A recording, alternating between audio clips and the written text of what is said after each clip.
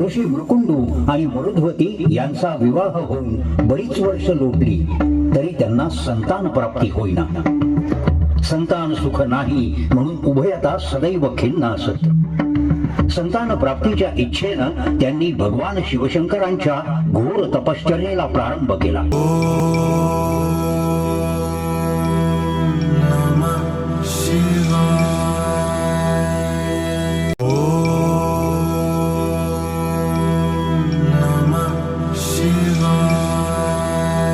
भगवान भोलेनाथ साक्षात प्रगट झाले.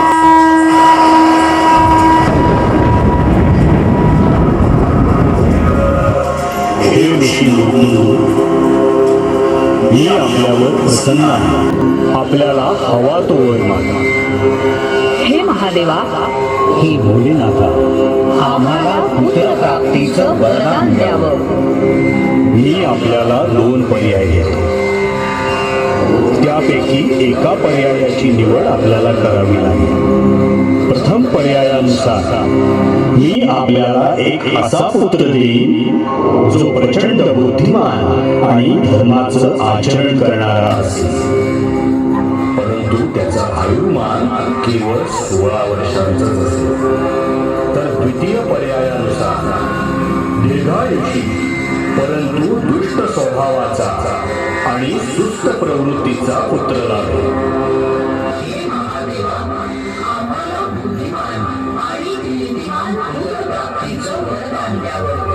तथास्तु.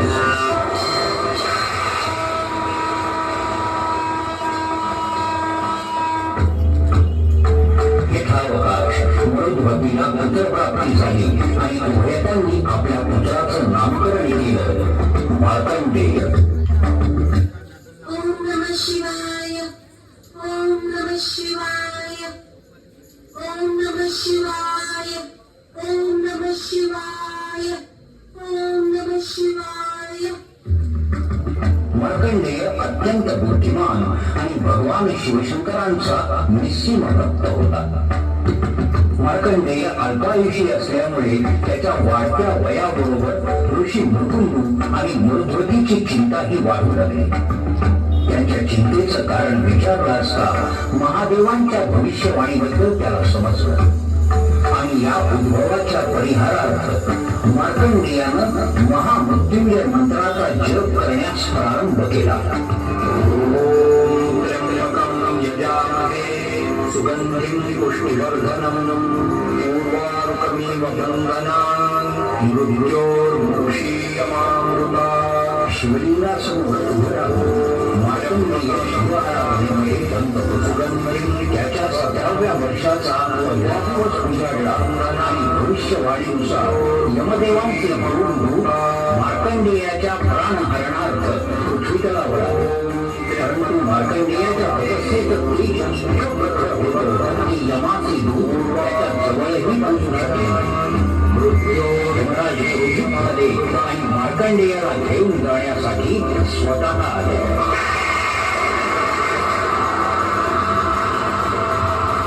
यमराजांनी तत्काळ आपला मृत्यूपाठ मार्कंडेयावर टाकला आणि त्याला शिवलिंगावर धूर उडवले.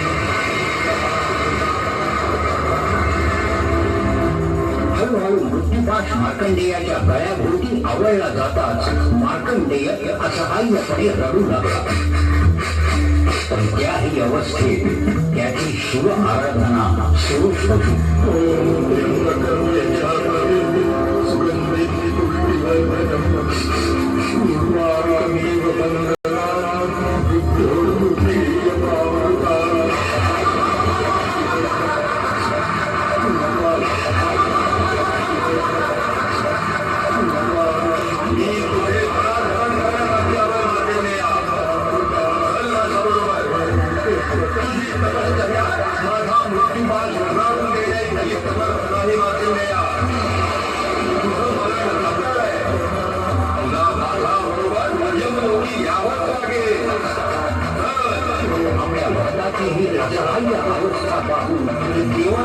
महादेव साक्षात झाले.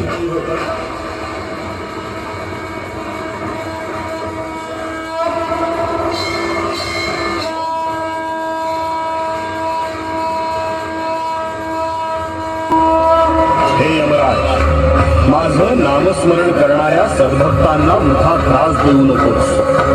तुझं कर्तव्य पार पाडण्यासाठी तू या बालकाचे प्राण हरण करण्यास्तव इथे आलेला आहेस हे मी जाणतो.